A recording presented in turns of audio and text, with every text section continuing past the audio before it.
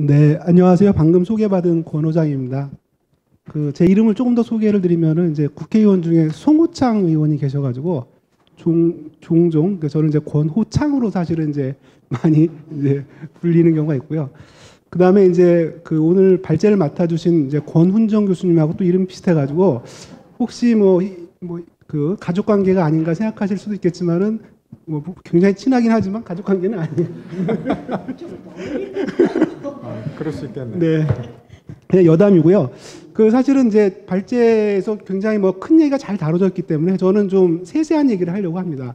그래서 제 발제하는 내용은 이제 별도의 프린트물로 있는데 그거 같이 이제 좀 봐주시면은 저는 이제 이렇게 하려고 그래요. 그러니까 최근에 우리 사회에서 논란이 됐던 사건들을 중심으로 해서 과연 이 법률이 그런 사건을 좀 잘 다룰 수 있겠느냐 이런 측면에서 얘기를 드리려고 하는데 지금 논란이 됐던 거는 아까 우리 의원님도 말씀하신 최악의 화학사고인 가습기 살균제 사건이 있었고요. 그 다음에 이제 살충제 달걀 사건, 그 다음 생리대 사건, 그 다음에 이제 아실지 잘 모르겠지만 아울라스트 섬유라고요. 고어텍스 같은 섬유 제품인데 그걸 애들 옷이나 이제 시트 카바 이런 데서 사용이 많이 됐는데 그것 때문에 피부 질환 생기고 호흡기 질환 생긴다 그래가지고 지금 우리 국가기술표준원에서 지금 다루고 있는 그런 또 문제가 있습니다. 그 다음에 이제 얼마 전에 보도된 게 휴대폰 케이스에서 중금속이 기준치의 몇백 배가 넘었다고 그래가지고 또 논란이 되고 있는 거죠. 그래서 이런 사건들이 이제 앞으로 이 법에서 잘 다루는 그런 대상이 될 텐데 과연 이 법이 이제 그런 걸 다루기에 좀 얼마나 좀 적합한지 이런 측면에서 토론을 하도록 하겠습니다. 먼저 입법 필요성은 100% 동감합니다. 그래서 넘어가고요. 그 다음에 이제 이 법의 적용 대상은 이제 기존의 법에서 다루고 있지 않은 사실 모든 제품이거든요. 그러니까 사실 이 법 취지 자체가 사각지대를 없앤다는 의미에서 제가 보기엔 굉장히 적당하다고 생각을 합니다. 근데 이제 이런 모든 제품, 그러니까 인체에 영향을 줄 수 있는 모든 제품이죠. 그런 제품을 지칭하는 용어로 이제 인체 적용 제품이라는 이제 용어가 지금 제시가 됐는데요. 이게 아마 제가 보기에는 이제 최초로 아마 법정 용어로 이렇게 사용이 될 수도 있는 그런 용어인데 과연 인체 적용 제품이 이 법에서 다루고자 하는 제품을 잘 커버를 하느냐. 우리가 이제 적용한다는 거는 이제 이용한다는 거잖아요. 그죠? 그래서 인체에 이용하는 제품 이런 뉘앙스를 주는데 자, 화장품 잘 맞죠? 그죠? 네. 생리대 맞을 수 있겠죠. 그죠? 근데 가습기 살균제 이건 인체에 적용되면 안 되잖아요. 그죠? 그다음에 세제 이것도 적용되면 안 되잖아요. 그죠? 그래서 사실 식약처에서 대상화한 물질들은 이 용어가 잘 부합이 되는데 산자부라든지 환경부에서 다루는 물질들은 좀 잘 안 맞거든요. 그래서 제가 보기에는 인체 적용보다는 그냥 중립적으로 인체 접촉 또는 인체 영향 이런 식의 좀 다른 용어, 그러니까 이 법이 대상으로 하는 제품들을 좀 잘 포괄할 수 있는 용어를 좀 더 고민을 해볼 필요가 있다고 생각이 들고요. 그 다음에 이런 제품을 이제 정의를 어떻게 했냐면은 사람이 섭취, 투여, 접촉, 흡입함으로써 인체에 직간접적인 영향을 줄 수 있는 이제 제품으로 했는데 사실 어떤 화학물질이 우리 몸에 들어오는 경로는 세 개밖에 없어요. 먹거나 피부에 닿거나 흡입하거나. 사실 투여는 그 경로 중에 하나가 아니거든요. 투여는 이제 약을 준다는 거지. 그러니까 지금 이제 우리 선생님 말씀하신 대로 주사제가 있지만은 주사제에 화학약품을 주는 경우는 우리가 약이라고 하잖아요. 그거는 이제 약에서 다뤄야 되는 거죠, 사실은. 그리고 이제 여기다 굳이 주사제로 들어오는 경로를 넣고 싶다 그러면 주사제로 하는 게 맞지 투여는 사실은 적합한 용어는 아닙니다. 우리가 뭘 투여할 때 그 방법은 경구로 투여하거나 피부로 투여하거나 흡입하게 하거나 또는 주사로 주는 거죠.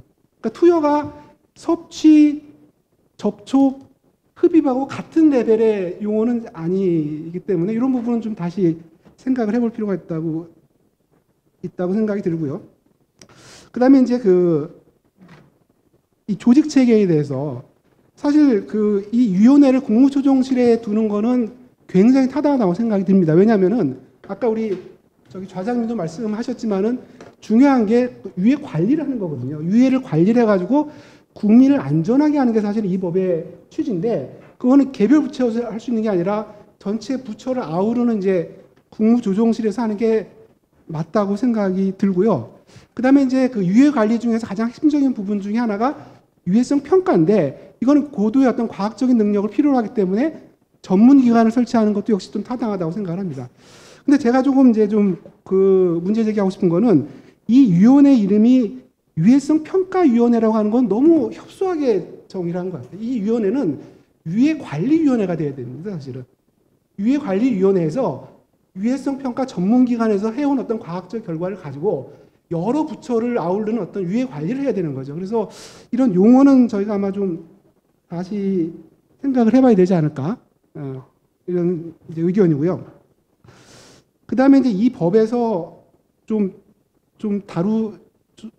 미처 다루지 못하고 있다고 생각되는 부분들을 좀 말씀을 드리면은, 제가 요번에 이제 살충제 그 달걀 사건을 보면서 제일 아쉬웠던 게 유해 소통입니다. 그러니까 그 살충제가 검출이 됐어요, 달걀에서. 그래서 전수를 조사했어요, 전수를. 그리고 봤더니 한 5% 농장에서 문제가 있어가지고 그건 다 전량 회수하고 폐기했어요. 그 다음에 유해 평가했더니 뭐 별 문제가 없어요. 그럼 다 문제가 끝나야 되잖아요, 그죠? 근데 문제가 끝나질 않잖아요. 왜냐하면은 그 농약 검출 결과를 발표하는 과정에서 뭐 혼선이 있었고, 그 다음에 유해 평가를 했더니 국민들은 어떻게 받아들이냐면은, 아니 살충제가 들어있는 계란을 계속 먹으란 얘기냐? 그 얘기가 아니었거든요.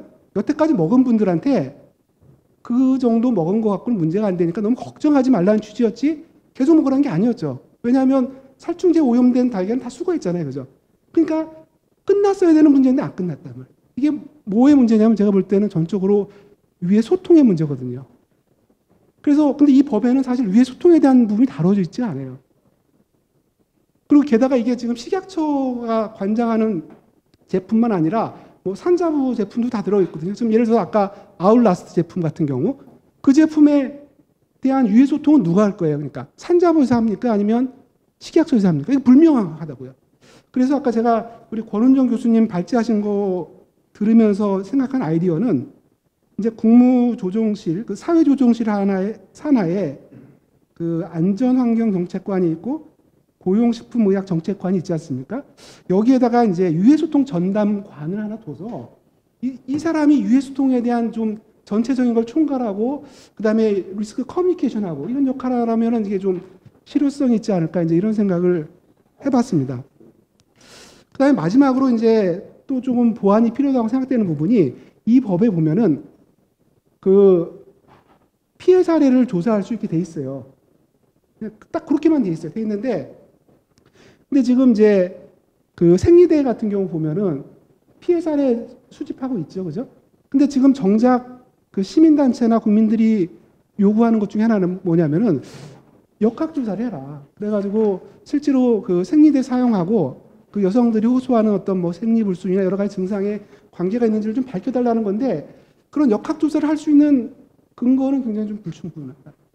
그래서 그런 부분을 아마 이 법에 좀 보완해야지, 그 유해 평가하고 생리대처럼 피해자가 있다고 주장되는 경우에는 역학조사도 하고, 이런 거가 좀 전체가 좀 커버가 될 수 있지 않을까, 이런 생각이 들고요. 그 다음에 이 법에 담기는 어렵겠지만 추가적으로 고민해야 될 부분이, 과연 피해자라고 했을 때 보상은 어떻게 할 거냐. 지금 우리나라 보상은 어떻게 돼 있냐면은 그냥 민사로 보상, 해당 기업에 소송을 해야 되거든요. 그 다음에 이제 가습기 살균제 같이 워낙 문제가 된 경우는 이제 특별법을 만들어서 해결하는데, 이게 뭔가 제품 관련된 피해를 좀 그 커버할 수 있는 어떤 법률 체계를 어떻게 갈지를 이제 아마 이제 고민을 시작해야 되지 않을까, 이렇게 생각을 듭니다. 이상으로 제 발제를 마치겠습니다. 예, 감사합니다.